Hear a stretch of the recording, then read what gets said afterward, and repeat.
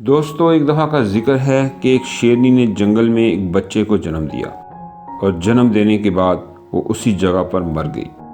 ادھر سے بہت ساری بھیڑیں گزر رہی تھیں۔ اس شیرنی کا بچہ جس نے ابھی ابھی دنیا میں قدم رکھا تھا وہ ان بھیڑوں کے ساتھ چلا گیا۔ اب وہ شیر کا بچہ ان کے ساتھ رہ کر ان کی طرح پلنے لگا۔ وہ خود کو بھی ایک بھیڑ ہی سمجھنے لگا۔ اس نے کبھی گوشت نہیں کھایا تھا اور وہ ان کے ساتھ مل کر گھاس کھانے لگا تھا۔ اسے پتہ ہی نہیں تھا کہ ایک شیر کیسے رہتا ہے اور کیسے اپنی زندگی گزارتا ہے۔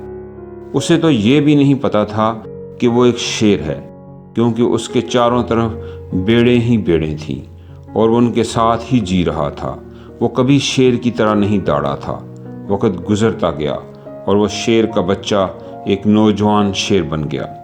وہ بھیڑوں کے درمیان الگ ہی نظر آتا تھا، لیکن بھیڑوں کے ساتھ رہ کر بھیڑوں کو اس کی عادت ہو گئی تھی۔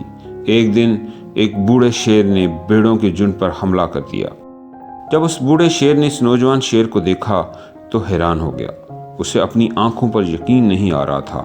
اس نے دیکھا کہ ایک نوجوان شیر بھیڑوں کے ساتھ گھوم رہا تھا۔ وہ یہ بھول گیا کہ وہ وہاں پر بھیڑوں کو پکڑنے آیا تھا۔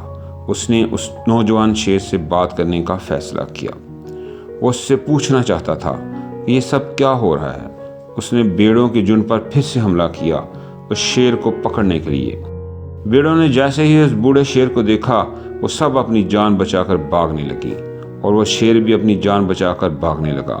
کچھ دیر بعد اس بوڑھے شیر نے اس نوجوان شیر کو پکڑ لیا۔ بوڑھے شیر نے اس نوجوان شیر سے کہا، تم مجھے دیکھ کر کیوں بھاگ رہے تھے؟ نوجوان شیر نے روتے ہوئے کہا، مجھے چھوڑ دو، میں ایک سادہ سا بھیڑ ہوں، مجھے جانے دو۔ وہ اس بوڑھے شیر کو دیکھ کر ایک بھیڑ کی طرح کانپ رہا تھا۔ بوڑھا شیر اس کی بات سن کر سب سمجھ گیا۔ وہ بوڑھا شیر اس نوجوان شیر کو ایک ندی کے پاس لے گیا۔ بوڑھے شیر نے اس نوجوان شیر سے کہا کہ اپنے آپ کو اس ندی کے پانی میں دیکھو۔ اس نوجوان شیر نے ڈرتے ہوئے اپنا چہرہ اس ندی میں دیکھا تو وہ حیران ہو گیا۔ اس نے دیکھا کہ وہ ایک بھیڑ کی طرح نہیں بلکہ ایک شیر کی طرح دکھتا ہے۔ وہ حقیقت کو سمجھ گیا۔ وہ سمجھ گیا کہ وہ ایک بھیڑ نہیں بلکہ ایک شیر ہے، اور ایک لمحے کے بعد وہ ایک شیر کی طرح دوڑا اور اس کی دوڑ سن کر پورا جنگل کانپ گیا۔ اس نے اپنے آپ کو پہچان لیا، اپنی پاور کو جان لیا۔ اس کہانی سے ہمیں یہ سبق ملتا ہے کہ اپنے اندر سے اس ویکنس کو نکالو جو آپ کے اندر جھوٹ بول بول کر بٹھا دی گئی ہے۔ آپ بھی ایک شیر کی طرح ہو جو بھیڑوں کے بیچ میں پھنس گیا ہے۔ آپ کے ارد گرد کے لوگ آپ کو یہ فیل کرواتے ہیں کہ آپ زندگی میں کچھ نہیں کر سکتے، کیونکہ آپ بھی ان کے ساتھ رہ کر ان کی طرح ہی بننے کی کوشش کرتے رہے ہو۔